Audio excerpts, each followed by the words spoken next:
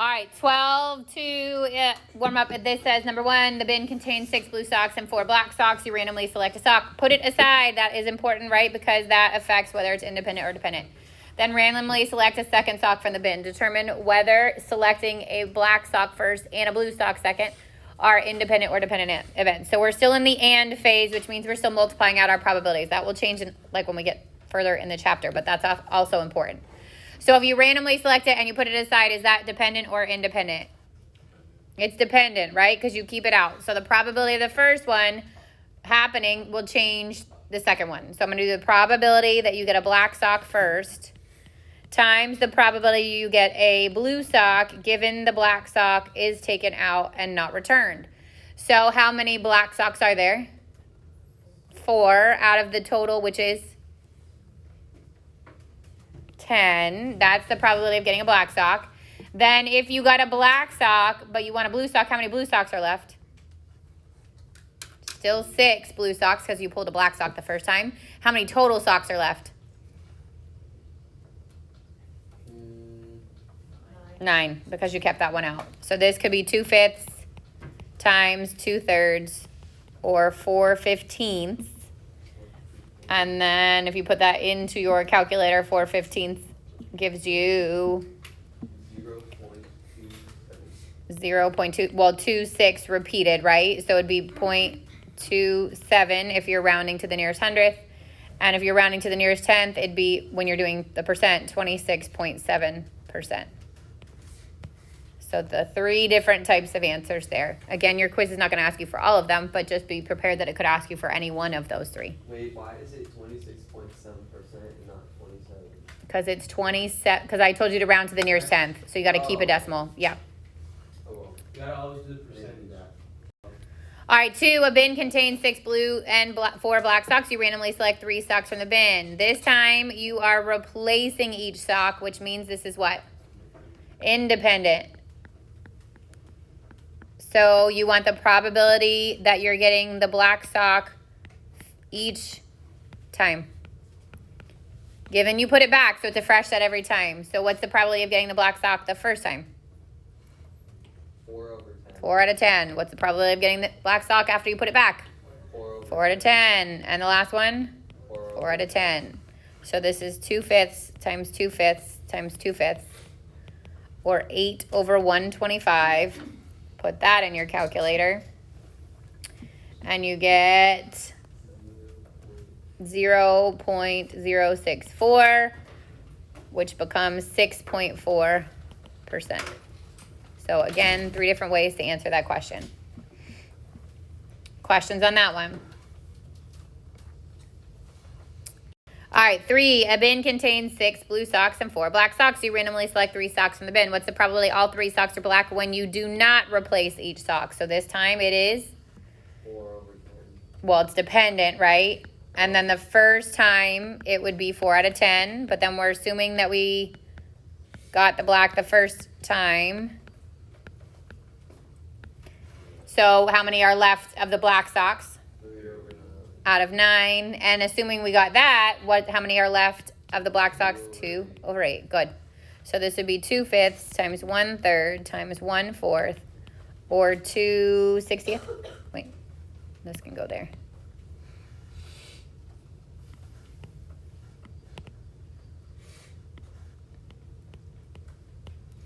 1/30, which gets 0.3 repeated. No, 0.03 repeated, sorry. Which would be 3%. 3.3 actually, because I told you to keep a decimal.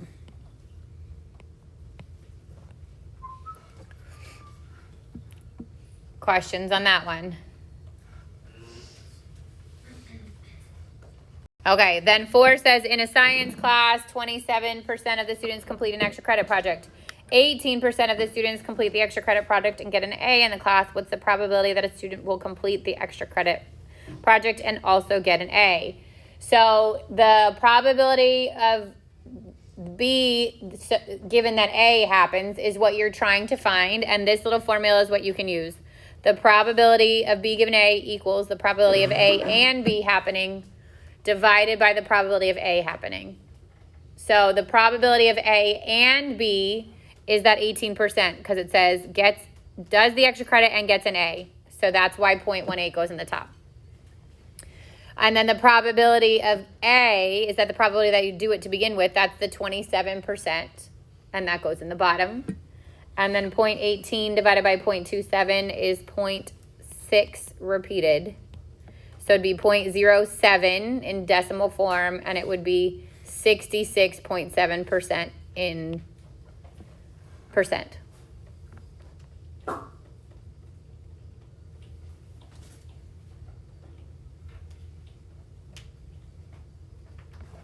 Questions on that one?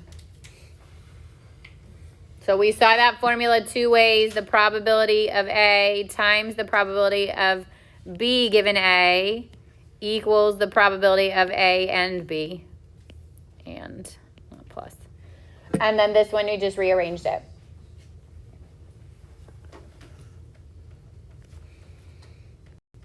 All right, so if you open up your quiz review, you're going to see there's I think it's 3 pages. First one that has it has 1 through 7 and then 9. So it's got 8 total questions on there. In the beginning, you're just finding probability. Okay, if it says a marble that is not yellow, you're just finding the probability of one thing. As you get lower, you'll start to see things like and, the probability that it's yellow, and red, something like that. That's when you would start to multiply. That's when we got to 12, 2. For 2, 3, and 4, it asks you to find the probability that A, with the bar over it, means the complement to A. So I would do the 1 minus the probability of A. That's how I'm going to do 2, 3, and 4. Obviously, if it's in decimal, give it in decimal. If it's in fraction, give it in fraction. 5 talks about the difference between theoretical probability and experimental. Remember, theoretical would be based on what should happen if that die was fair. And experimental is actually based on the data that occurred.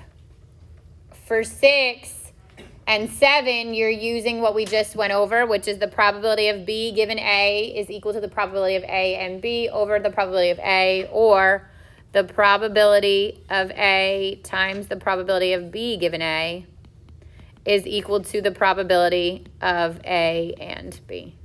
So these are the same formula, just solve for something different. And you can use that for 6 and 7. Yeah. And then 9 is based on that survey results. Does it say how to answer this? This is in decimal form.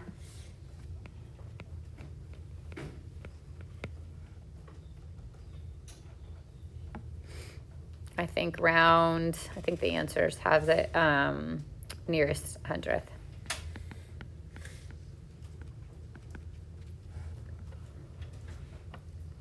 So 9, you're going to give it, in terms of a decimal rounded to the right. Here's the 100th.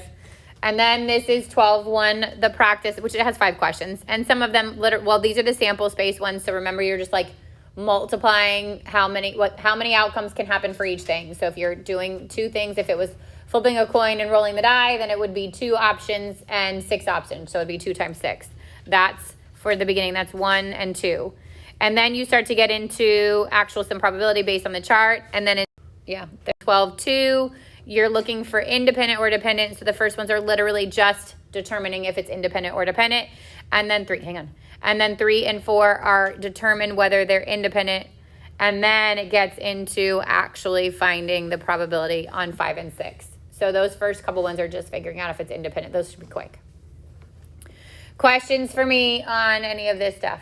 Obviously, you have to have your calculator. It has to be the one that you are permitted to use on the quiz on Wednesday. If you come in with the old calculator, I'm not letting you share, so you need to make sure you have it.